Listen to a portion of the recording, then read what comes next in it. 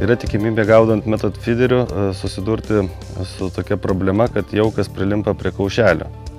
Ir sunkiai išsitraukia ir tada nesusiformuoja graži forma ir tiesiog pusė jauko būna prilipusi kaušelyje. Tai aš papurškiu kvapu, tai duoda naudos dar ir kad kvapo papildomo. Ir plus lengviau ženkliai išsiema iš kaušelio jaukas ir gražiau susiformuoja šeriklėlė. Visiškai be jokių problemų. Štai, toks patarimas.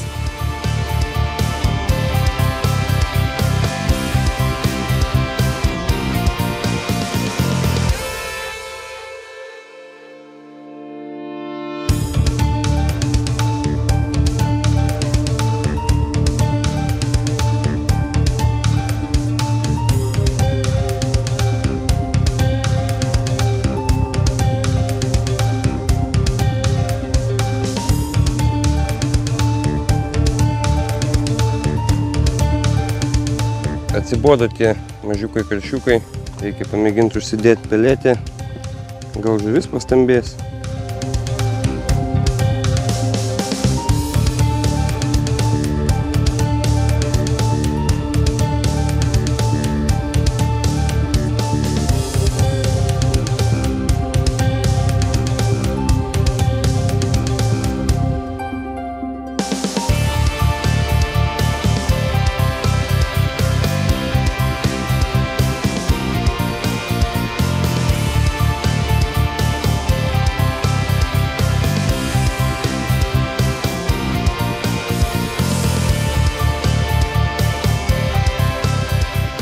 Štai užsidėjau peletę ir iš karto šiek tiek stambesnis karšiukas, lūpos rudos, valgo viską iš eilės.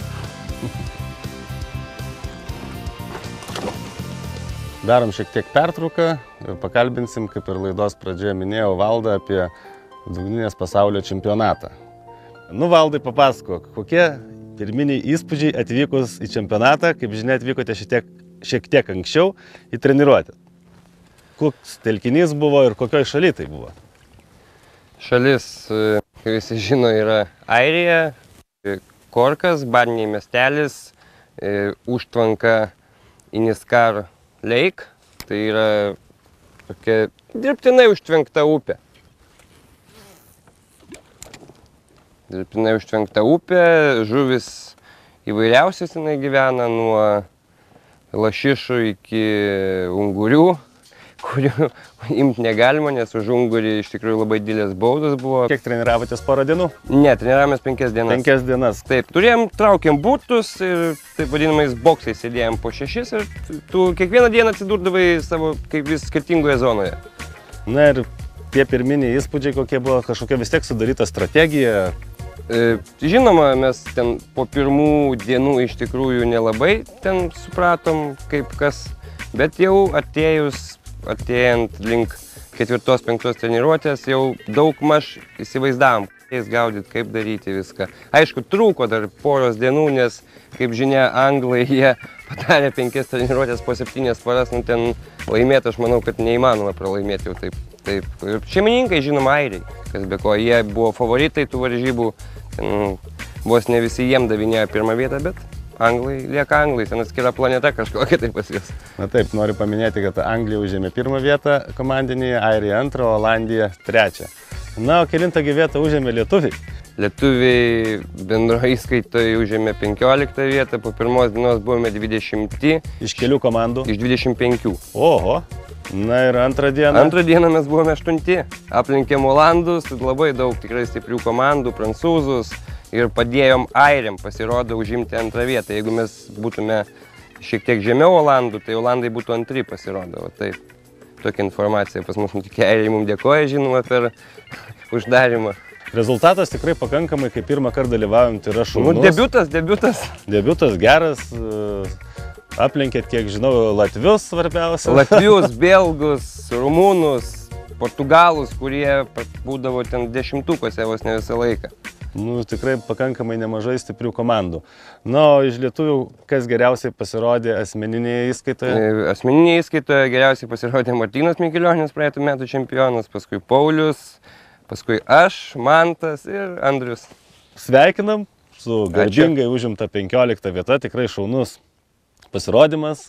Ir kur kitais metais vyks čempionatas? Olandijoje. O, labai Olandija, tikrai žavinga. Laivybos kanale kažkiek, bent tai man labai įdomu, kai Olandai pasakojo, kad 30 metrų yra gėlo vandens, o už 300 metrų eina sūrus. Tai ką ten, kaip ten dar įdomiau bus turbūt. Nu, tikriausiai plekšnių ir menkių neteks gaudyti. Nu, gal neįskaitys netgi kaip ir.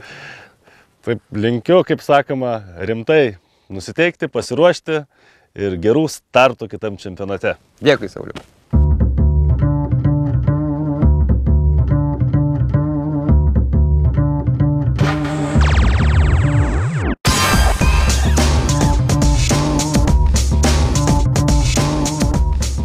Mini baltyminį kukulį, nes iš tikrųjų jau atsibodo tą smulkmę traukti.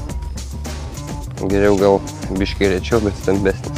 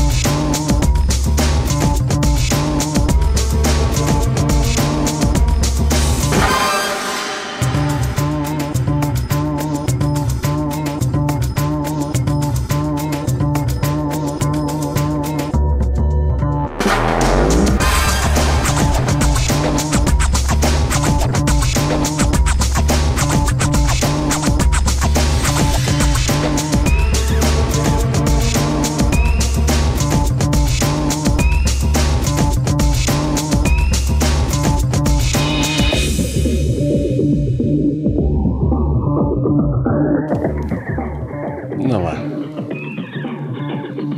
Viena oranžinė peletė.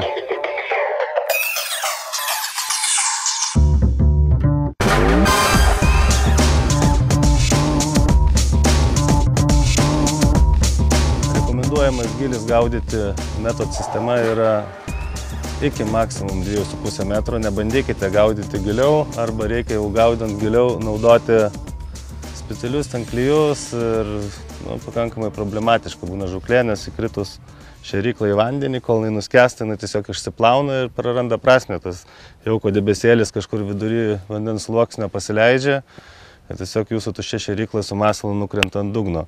Idealiausia yra 1,5 metro gilis, nuo metro, 1,5 metro iki 2 metrų.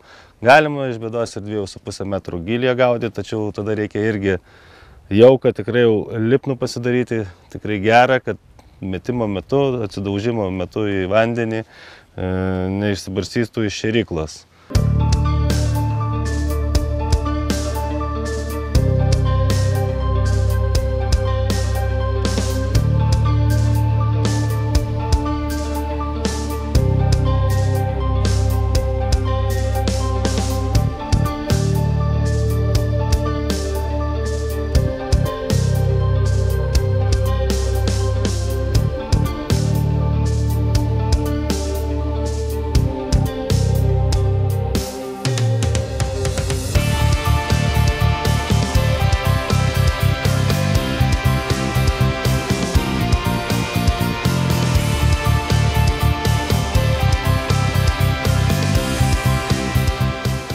Pelečių vis tiek šiek tiek didesni kimba. Na taip, iš tikrųjų. Gal ne taip greitai spėja mažiukai, ne taip paima, tai jiems yra prisitaikyti kada laiko. Atsibodo kovoti su ta smulkme.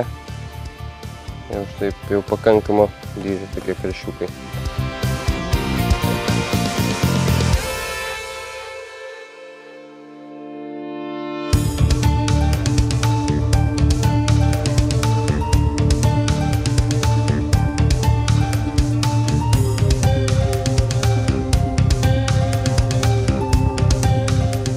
Manau, Valdai, kad šiandien užteks.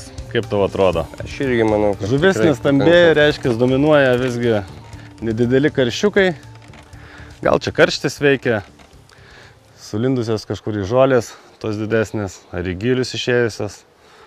Na ir įsitikinam, kad tikrai, kad ir per karštį galima su metod sistema tikrai sėkmingai pagaudyti, kad ir nestambių žodžiu tariant žuvų, tačiau veikti yra kas. Neduoda vienas paskui kitą kibimai liūdėti.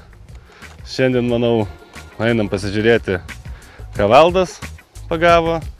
Na ir atsisveikinsim.